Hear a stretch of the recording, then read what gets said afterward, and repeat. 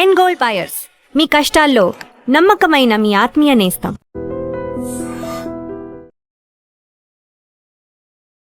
వాగర్థవివ సంపృక్తౌ వాగర్థ ప్రతిపత్తయే జగతః పితరౌ వందే పార్వతీ పరమేశ్వరౌ. ఆదిత్యాయ చ సోమాయ మంగళాయ బుధాయ చ గురుశుక్రశనిభ్యశ్చ రాహవే కేతవే నమః. శృంగేరి జగద్గురు పీఠాధిపతులకి, కంచి పీఠాధిపతులకి నమస్కారములు తెలియజేసుకుంటూ కార్యక్రమాన్ని ప్రారంభిద్దాం. వీక్షించేటువంటి ఐడ్రీమ్ ప్రేక్షకులకి ఈ యొక్క పరాభవనామ సంవత్సరంలో ఈ జూలై 5వ తారీఖు నుంచి 15వ తారీఖు వరకు 12 రాశులలో జన్మించినటువంటి వారికి ఏ విధంగా ఉండబోతుంది క్లుప్తంగా తెలియచేసుకునే ప్రయత్నం చేద్దాం.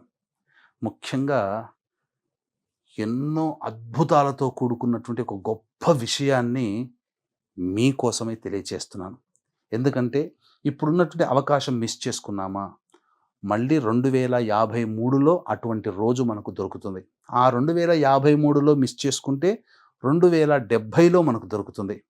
కాబట్టి వీక్షించేటువంటి ప్రేక్షకుల్లో ఈ 2053 వరకు ఎంతమంది మనం ఆ వచ్చే రోజున చూడగలుగుతాం, 2070లో వచ్చే రోజున చూడగలుగుతాం. కాబట్టి ఈ 2026వ సంవత్సరంలో ఈ నెలలోనే జూలై మంత్లోనే ఒక అద్భుతమైనటువంటి సమస్త దోషాలని తొలగించి జాతకరీత్యా అపారమైనటువంటి శివానుగ్రహాన్ని ప్రసాదించే ఒక గొప్ప రోజు గురించి ఇందులో తెలియచేసుకుందాం. ఇక ఆలస్యం చేయకుండా రాశి ఫలాల్లోకి వెళ్ళిపోదామా. 5వ తారీఖు నుంచి 15వ తారీఖు వరకు మిథున రాశిలో జన్మించినటువంటి వారికి ఏ విధంగా ఉండబోతుందో తెలుసుకునే ప్రయత్నం చేద్దాం. ప్రధానంగా గత కొన్ని రోజులుగా అందరూ వింటూనే ఉన్నారు, గురుడు మారాడు, అద్భుతంగా యోగించబోతుంది అని చెప్పి. వాస్తవం, గురువు కర్కాటక రాశిలోకి రాగానే 31వ తారీఖు అక్టోబర్ వరకు కూడా అనుకూలించబోతున్నాడు. ఆ రాశిలోనే స్థితి పొంది ఉంటాడు. కాబట్టి ఈ గురుగ్రహ ప్రభావం వలన ఎటువంటి శుభ ఫలితాలు కలుగుతాయి? ముఖ్యంగా రాని బాకీలు వసూలు అవుతాయి ఈ 5వ తారీఖు నుంచి 15వ తారీఖు వరకు. అలాగే ఆరోగ్య విషయంలో కొంత మెరుగుదల, మంచి వైద్యుడు, మంచి మందు లభించడం, తద్వారా అన్ని విధాలుగా బాగుంటుంది. మీ పైన ఎవరైతే ఇబ్బందులు గురి చేస్తున్నారో వాళ్ళ గురించిన విషయాలు మీకు తెలిసే అవకాశాలు గోచరమవుతున్నాయి. అలాగే ప్రధానంగా వృత్తి ఉద్యోగ వ్యాపారాలలో గురుడు అభివృద్ధిని కలగచేస్తాడు. ప్రధానంగా మంచి జరగబోతుంది. ముఖ్యంగా విదేశీ యానము, విదేశీ విద్యకు సంబంధించి చేయ ప్రయత్నాలన్నీ కూడాను ఈ యొక్క గురుగ్రహ ప్రభావం వలన విద్యార్థులకి మంచి జరగబోతుంది. మంచి విద్యలో ప్రతిభను కనబరుస్తారు అని చెప్పవచ్చు. ఇక బుధుడు 7వ తారీఖు వరకు చాలా అనుకూలంగా ఉన్నాడు. కాబట్టి ఏవైనా పెట్టుబడులకు సంబంధించి కానీ, స్పెక్యులేషన్స్ కానీ, ఇన్వెస్ట్మెంట్స్ కానీ ఏవైనా కనుక చేసినట్లయితే 5, 6, 7 తేదీలో చేయండి. కానీ ఎప్పుడైతే 8వ తారీఖు నుంచి బుధుడు రాశిలోనే సంచారం వక్రీకరించి మొదలు పెడతాడో అనుకూలత ఉండదు. ముఖ్యంగా వ్యాపార ప్రకటనలకి కానీ, లేకపోతే మోసపూరితమైనటువంటి ప్రకటనలు కానీ ఆకర్షితులై డబ్బుని పోగొట్టుకుంటారు. కాబట్టి డబ్బు విషయంలో జాగ్రత్త పాటించండి.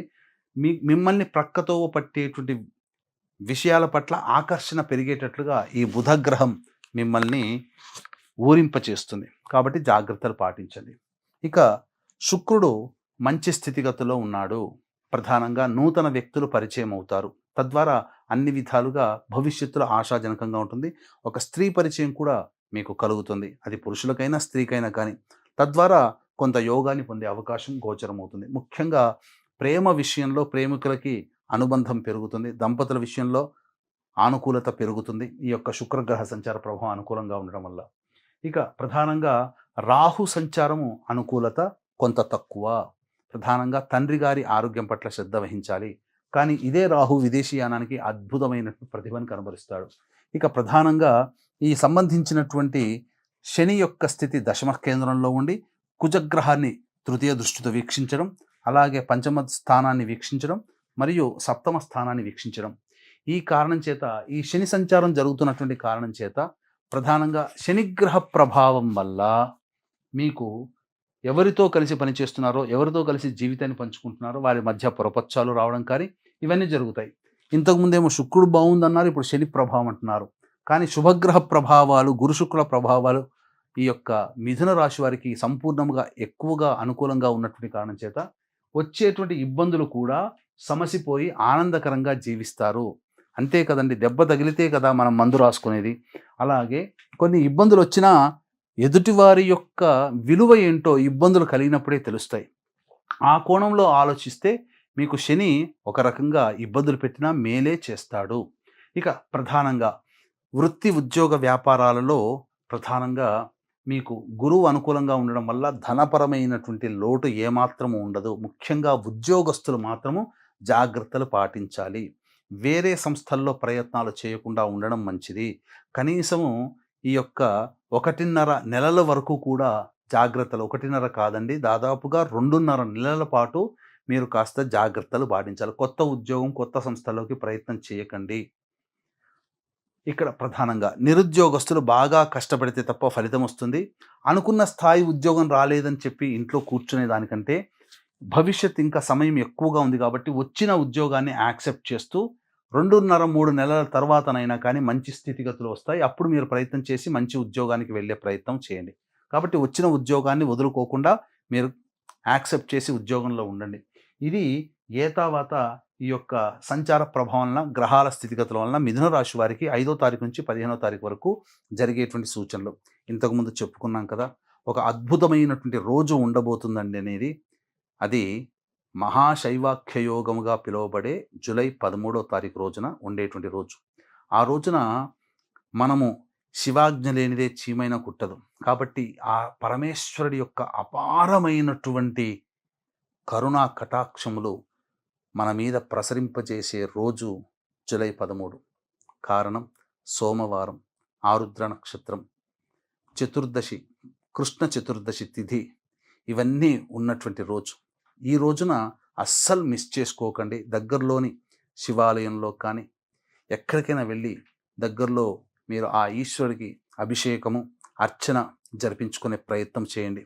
ఇక గమనించుకున్నట్లయితే ఆ రోజున మీకందరికీ కూడా మంచి జరగాలి, మీకు జీవితంలో అభివృద్ధి పొందాలనే సదుద్దేశంతో మన పీఠమాధ్వర్యంలో అరుణాచల క్షేత్రంలో కానీ లేదా శ్రీకాళహస్తీశ్వర క్షేత్రంలో కానీ మీ జాతకరీత్యా కలుగు విద్య, వివాహ, ఉద్యోగ, దాంపత్య, అనారోగ్య సమస్యల నివారణకి, అలాగే మేష, మిథున, కర్కాటక, సింహ, కన్య, వృశ్చిక, ధనస్సు, కుంభ, మీన రాశిలో జన్మించిన వారికి శనిదోష నివారణ మరియు సమస్యల కోసం సుదర్శన హోమం, జటిలమైన సమస్యల నివారణకి, అలాగే ఆర్థిక వ్యాపార అభివృద్ధికి లక్ష్మీ హోమము, ముఖ్యంగా పిల్లల చదువులు ఇంపార్టెంట్ కాబట్టి సరస్వతి, దక్షిణామూర్తి హోమాలతో పాటుగా నవగ్రహాలు ఆ పరమేశ్వరుని యొక్క ఆజ్ఞ కోసమే ఆ రోజు ఉంటాయి. ఆ రోజున నవగ్రహాల యొక్క అనుగ్రహం సంపూర్ణంగా కలగడం కోసం నవగ్రహ పాశుపత హోమం అనేటువంటిది జరిపించడం జరుగుతుంది. అవకాశం ఉన్నటువంటి వాళ్ళు స్క్రీన్పై కనిపిస్తున్న నెంబర్కి కాంటాక్ట్ చేసి మీ గోత్రనామాదులు నమోదు చేసుకోవచ్చు.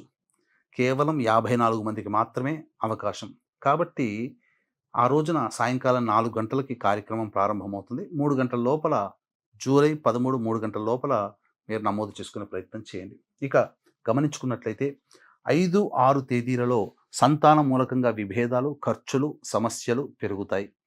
అలాగే ప్రధానంగా ఆస్తి సంబంధమైనటువంటి విషయాలు చర్చకి వస్తాయి అని చెప్పవచ్చు. మీ ఆరోగ్యం పట్ల శ్రద్ధ వహించండి.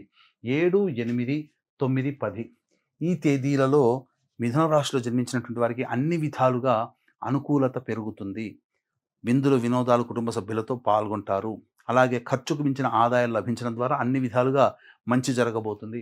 సుఖ సంతోషాదులతో ఈ జీవితాన్ని గడుపుతారు. 11, 12 తేదీల్లో మాత్రం ప్రధానంగా ఖర్చులు అధికంగా ఉంటాయి. మానసికమైన ప్రశాంతత లోపిస్తుంది. ఆరోగ్యం పట్ల శ్రద్ధ వహించాలి. అలాగే ఒక జిగ్జాగ్ లాగా ఉంటుంది. ఏ పని ఎందో ఆసక్తి ఉండదు. 13, 14 తేదీల్లో మాత్రం ప్రధానంగా పెండింగ్లో ఉన్నటువంటి పనులను పూర్తి చేసుకుంటారు. ప్రభుత్వ పరంగా కట్టాల్సిన చలనాలు కట్టేటువంటి అవకాశం గోచరమవుతుంది. కుటుంబ సభ్యులతో ఆనందంగా గడుపుతారు. ఆదాయం కూడా చక్కగా ఉంటుంది. 15వ తారీఖు మాత్రం పెద్దల సహాయ సహకారాలు ఉండవు. అలాగే కుటుంబ సభ్యులతో వాగ్వివాదాలు కానీ, ధనపరంగా కష్టాలు కానీ ఏర్పడతాయి. కాబట్టి జాగ్రత్తలు పాటించండి.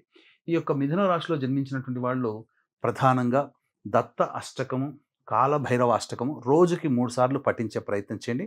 సమస్యలు చాలా మటుకు తగ్గుముఖం పడతాయని చెప్పవచ్చు.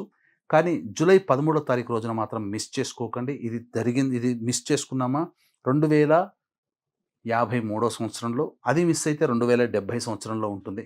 కావున మనం చూస్తామో లేదో తెలియదు. కాబట్టి ఆ రోజున మాత్రం జూలై 13వ తారీఖు రోజున మాత్రం తప్పకుండా శివానుగ్రహాన్ని పొందే ప్రయత్నం చేయండి. అవకాశం ఉంటే అరుణాచలం, శ్రీకాళహస్తిలో మన పీఠమాధురంలో జరిగే కార్యక్రమంలో నమోదు చేసుకునే ప్రయత్నం చేయండి.